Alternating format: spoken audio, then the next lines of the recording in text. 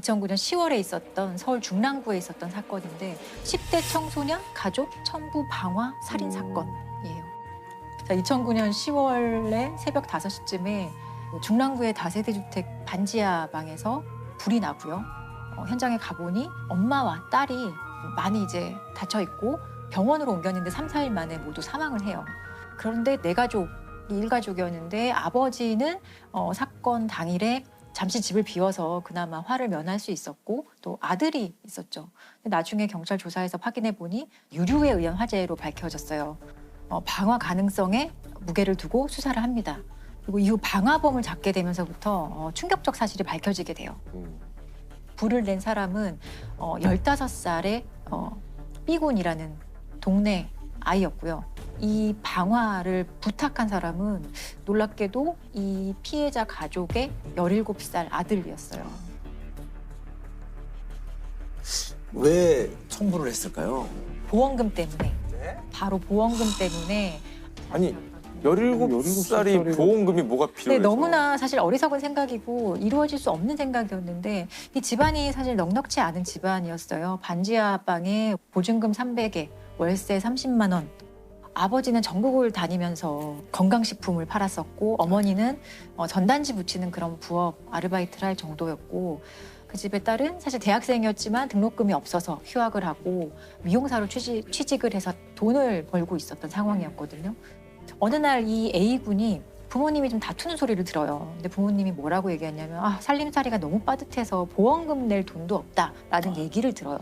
근데 여기서 이 A군은 보험금이 있어? 라는 생각을 하고 보험금이면 적어도 1억은 될 텐데 나중에 이 A군은 경찰 조사에서 그 보험금을 받아서 멋진 차를 사고 강남에 가서 멋있게 살고 싶었다라고 얘기를 합니다.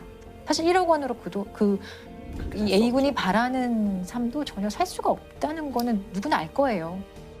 군은 경찰 조사에서 강남에서 살고 싶어 돈이 필요했다고 태연히 진술했습니다. 처음엔 장난을 하다가 이게 계속 얘기하다 보니까 정말로 죽어도 혼자 살 수 있을 것만 같았고. 아니 17살 미성년자가 청부 살인을 살인 청부를 한다는 게 끔찍한데. 살인 계획도 되게 철저했던 게 일단은 B군에게 자신의 집 구조나 이런 걸 다 알려주고요. 언제 어디로 와서 이제 불을 지르라고 얘기를 하는데 열쇠는 우유 주머니 있죠. 밖에 우유를 배달받는 그 주머니에 열쇠를 미리 놓아두고 평소에 집에 오면은 화장실 문을 이렇게 여닫는 습관이 있기 때문에 집에 들어가자마자 화장실 문을 한번 열고 닫으면 내가 온 줄 알고 아마 다 별일 없는 거라고 생각하고 잘 거야 이런 얘기를 합니다. 그래서 B군이 실제로 A가 시키는 대로 모든 것을 하고 거실에 휘발유를 뿌리고 불을 질러요. B군이 이 집에 들어갈 때 자신의 어떤 신분이 드러날까 봐 헬멧을 쓰고 들어가거든요. 얼굴이 혹시 어디에 찍힐까 봐 헬멧을 쓰고 들어가서 실제로 불을 내요.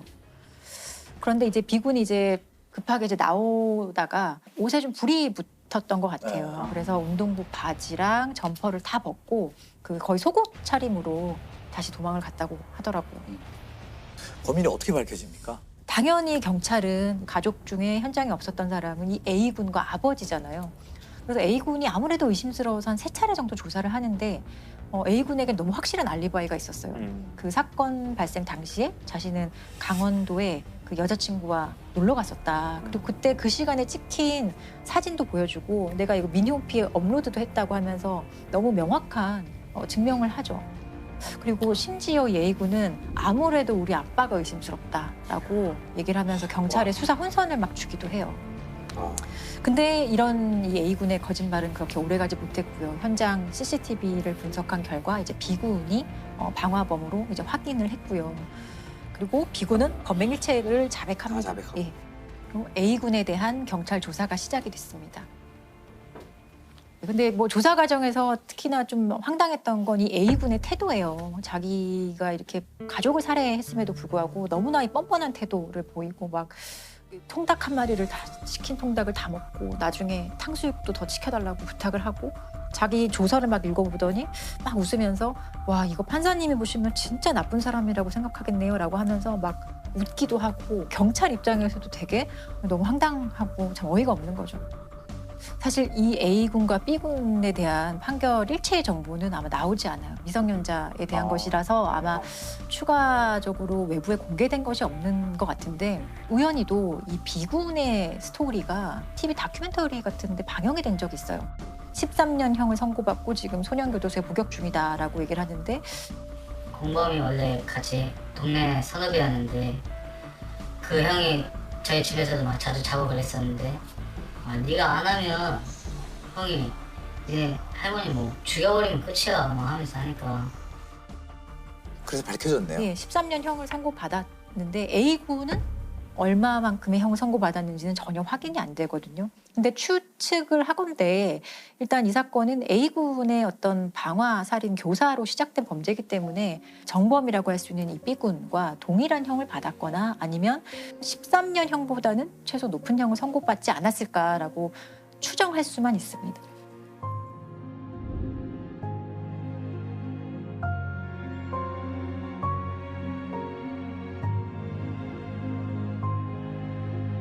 사건이 또 있었나요? 예, 심부름 센터를 통해서 아주 끔찍한 일이 일어났던 사건이 있는데요. 2004년에 있었던 평택 영아 청부 납치 사건입니다. 되게 끔찍하지만 되게 슬픈 사건이기도 한데 2004년 6월 15일에 강원도 미시령에서 어떤 20대 여성의 시신이 발견이 돼요. 당시 시신의 상태는 온몸이 이제 끈에 묶여 있었고 포대자루에 이렇게 씌워져 있었거든요. 근데 경찰이 신원 조회를 해보니 20일 전에 실종 신고된 21살의 고 씨였어요. 근데 이 고 씨라는 여성이 실종 신고될 당시에 생후 70일 된 아들도 함께 실종 신고가 됐었거든요. 근데 현장에는 아들은 전혀 없었고 경찰이 당연히 아들에 대한 수색이나 그 파악을 하기 위해서 노력을 했었는데 아들은 전혀 어디 있는지 확인이 안 됐어요.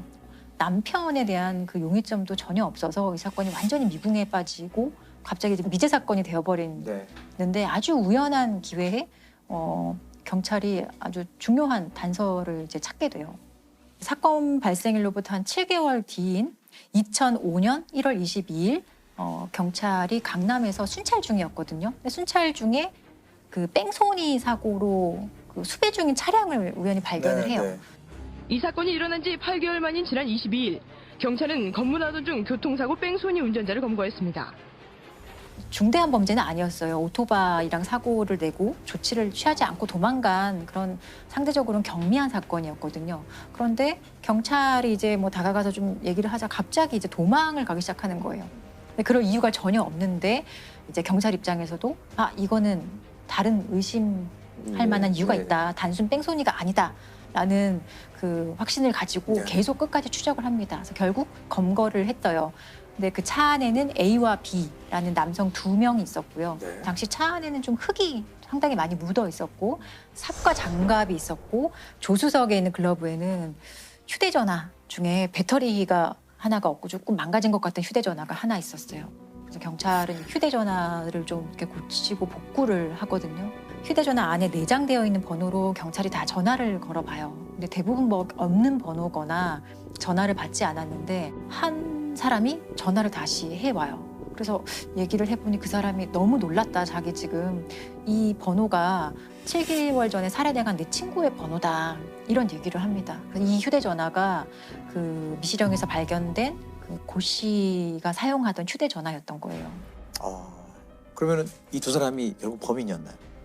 네, A와 B 씨가 평택에서 아이를 안고 산책을 나왔던 21살 고 씨와 그 아이를 납치해서 차량에 태우고 아이는 다른 사람에게 주고 엄마가 너무 격렬하게 저항을 해서 엄마를 살해하고 또 시신을 이제 안매장하거든요. 근데 아이는 그러면 누구에게 줬느냐? 심부름 업체 사장 정 씨라는 사람을 통해서 A와 B 씨도 이제 범행을 부탁받은 거예요. 아이를 구해와라. 심부름센터 직원인 범인은 갓난아이를 구해달라는 의뢰를 받고 경기도 평택에서 고 씨와 갓난아기를 납치했습니다. 고 씨는 아기를 빼앗기지 않으려 발버둥치다 살해됐습니다.